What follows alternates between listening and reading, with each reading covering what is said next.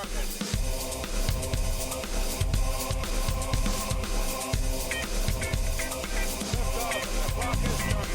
one small step for man, one giant leap for mankind.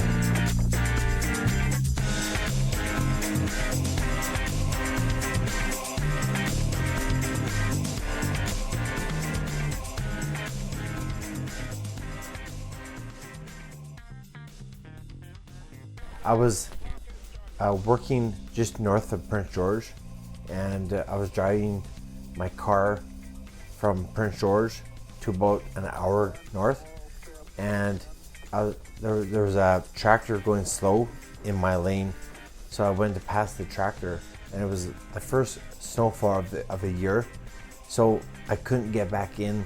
I went on a pass, and there was a car coming, and couldn't get back into my lane, and hit a car head on.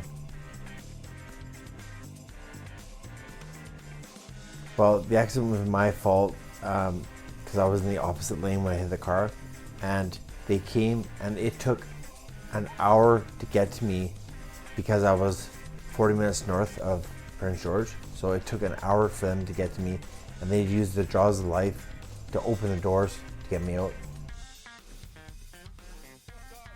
Well, the keys went through my right knee, and I broke a rib on my left side, and the seatbelt shredded like for almost 2 feet, like grabbed here and shredded for almost 2 feet, and my face hit the wheel, so I suffered a serious concussion, and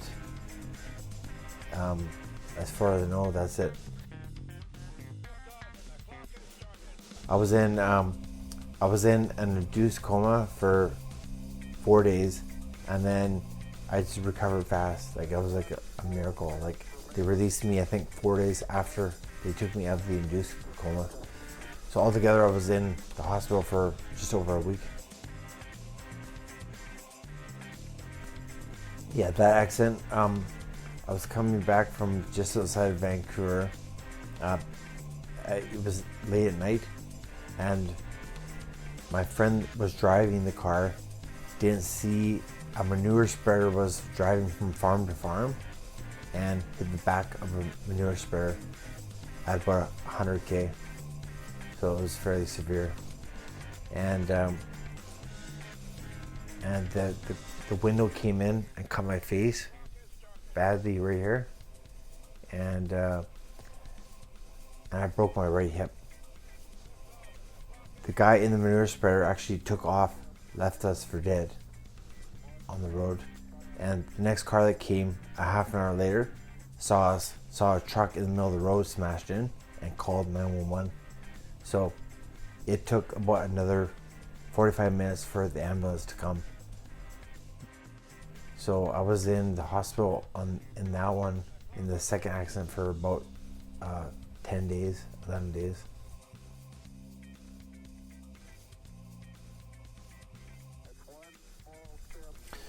Yeah, the last accident, I was struck by a car while walking across a street in Vancouver, and there was no cars parked, and I was walking across the street, and the road, there was a slight corner to the left and to the right, and the driver didn't see me, and I looked both ways before I crossed, and there was no cars coming, but the car that hit me threw me ahead about 20 feet, and the guy then braked and then ran me over. So I got hit by a car and then ran over by it.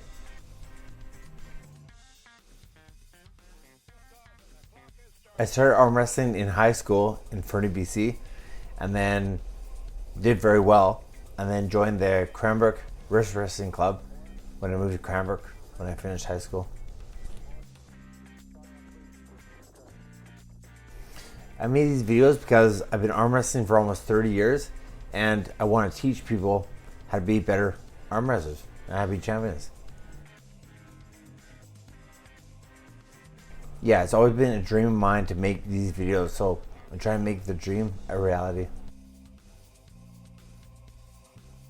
Why arm wrestling? Because everyone wants to be a better arm wrestler. So I think that I can teach people that and make them better. I learned this many years ago, but I heard that arm wrestling was one of the oldest sports known to man. That leaders of soldiers used to get two guys to arm wrestle, and the winner they pick on their team. Yeah. So they knew back then that arm wrestling was a lot more than physical strength. It was physical and mental. No, no. I've learned over the years, and as you arm wrestle, you learn all the tips and tricks and the history. So I learned all this as over the last 30 years. The main keys to success are hard work and determination.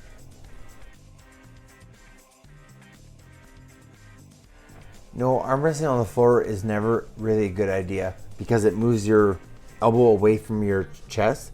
So it uses only the rotator cuff, which is not an arm wrestling muscle. So you're more prone to injury if you arm wrestle on the floor. So I never recommend it. I always recommend arm wrestling on a platform so you can keep your elbows close to your midsection. Basically, arms are set up on pads. You grab the peg, and the referees say go, and whoever gets into a winning position in their direction wins the match. I have lots of tips, but I guess a quick tip is always be offensive, not defensive.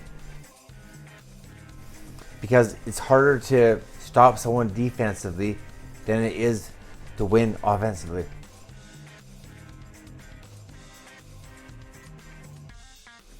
You get many things. You learn how to become a better arm wrestler. You learn valuable strategies and tips, and you learn how a champion thinks and makes his move. The top 3 things in the intermediate video are how to use speed, strength, and technique, and how to win every match, how to be a powerful arm wrestler, and how to expose your opponent's weakness, and much, much more. The top 3 things in the advanced video are 4 moves to win, how to take the advantage of every match, and how to lose water weight and diet and proper diet and nutrition to get into a lower weight class, which is to your advantage.